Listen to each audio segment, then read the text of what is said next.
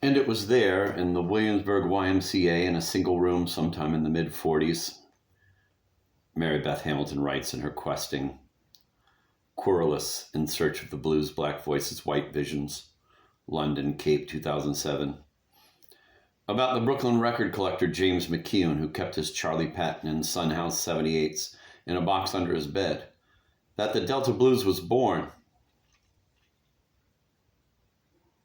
Invention, even after the fact and 1,000 miles away, this is part of what fascinates Patricia R. Schroeder and Robert Johnson, myth-making in contemporary American culture, an intellectually generous, morally acute study of Johnson and the common imagination. And it is what infuriates Elijah Wald in Escaping the Delta, Robert Johnson and the Invention of the Blues, New York, Amistad, 2004. And Barry Lee Pearson and Bill McCulloch and Robert Johnson, Lost and Found, Urbana in Chicago, Illinois, 2003. They argue that the Delta Blues is a fiction, a fantasy spawned by generations of white mythomaniacs. They mean to replace mystification with scholarship and history.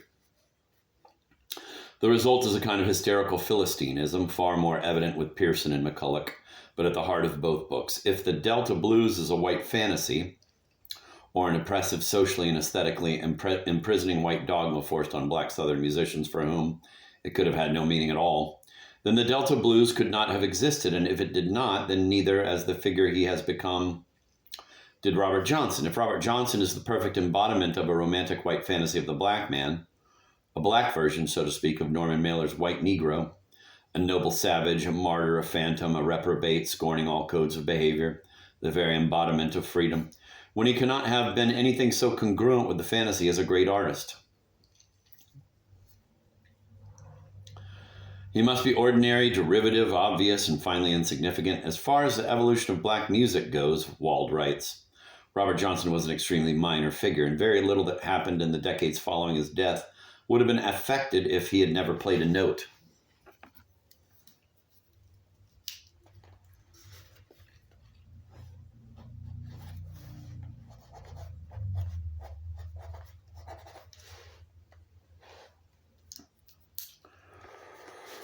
Pearson and McCulloch have done careful and valuable work detailing the historical, scholarly, and musical errors of earlier writers, myself included, but they are blind or deaf to anything that cannot be reduced to a fact.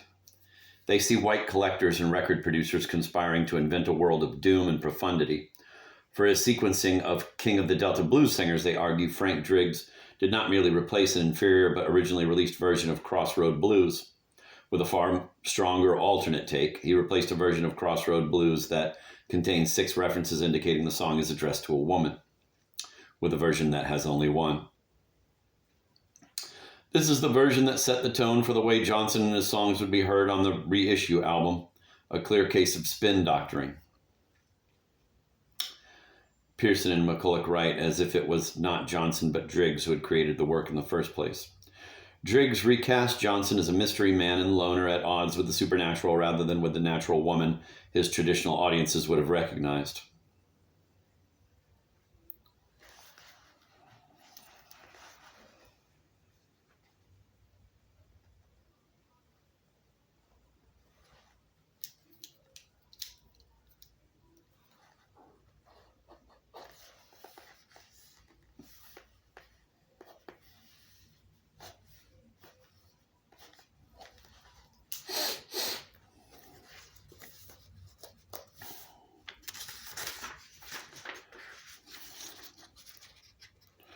For Wald, Johnson is most of all a dogged compiler of other people's work, a brilliant student.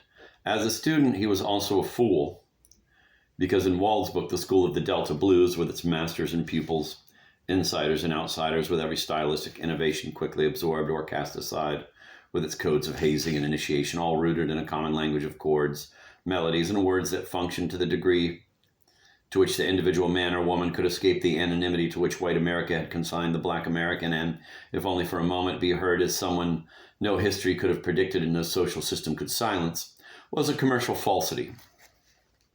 Mississippi blues singers, like any other pseudo-folk, semi-commercial musicians, were really pop musicians. Wald does not like the word artist, who, as Johnny Shine says of himself and Robert Johnson, sang anything people wanted to hear.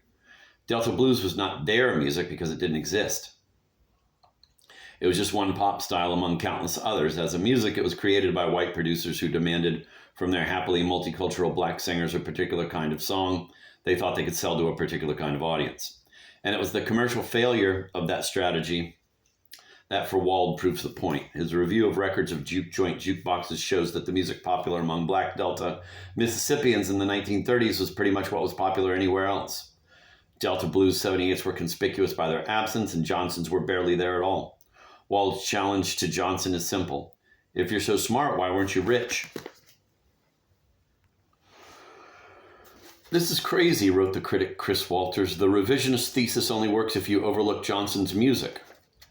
The most hysterical revisionism, in both senses of hysterical, comes with the attempt in both Robert Johnson, Lost and Found and Escaping the Delta, to prove the negative that Johnson did not, could not have, would not have sold his soul to the devil, as if by puncturing Johnson's myth, itself presented as a white fantasy, though, like Mac McCormick in New Orleans, Michael Bloomfield spoke of Johnny Shines, Sunnyland Slim, Muddy Waters, and Elmore James. All of them told me that story.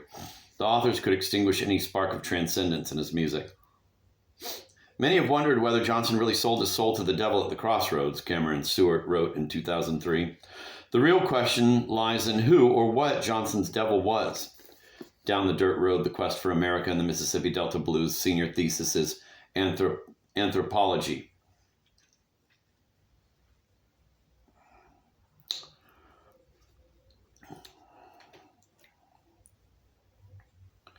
Down the Dirt Road, The Quest for America and the Mississippi Delta Blues senior thesis in anthropology, Princeton University. I was already aware of the myth of Robert Johnson of selling his soul to the devil at the crossroads, Jack White wrote in 2007, of coming across the complete Robert Johnson years before. After finally listening to it, I could believe it. It was so unearthly, I can't fathom that it was actually recorded by human beings. That the guy who recorded it on the acetate cutter might have shouted, "That's a great take, Robert, let's try another." It doesn't seem possible that someone would sing like that, and on top of that, that people would think it was interesting enough to record and sell on to other people. It comes down to record companies wanting to sell record players to black families. Mojo, June 2007. This is crazy, wrote the critic Chris Walters. The revisionist thesis only works if you overlook Johnson's music. In 2004, in Chronicles Volume 1, Bob Dylan answered Wald, Pearson, and McCulloch before the fact. It's 1961. John Hammond has just given him a test pressing of King of the Delta Blues Singers. Thrilled by the cover, he rushes to the home of his mentor, the Greenwich Village singer Dave Van Ronk, to play the record. Van Ronk has never heard of Johnson. They put it on. Dylan is thrown back. The stabbing sounds from the guitar could almost break a window. I immediately differentiated between him and anyone else I had ever heard. Van Ronk isn't impressed. He kept pointing out that this song comes from another song and that one song was an exact replica of a different song. Van Ronk plays Leroy Carr, Skip James, Henry Thomas. See what I mean? I did see what he meant, Dylan says, speaking of what Woody Guthrie had taken from the Carter family. So I didn't think much of whatever it meant.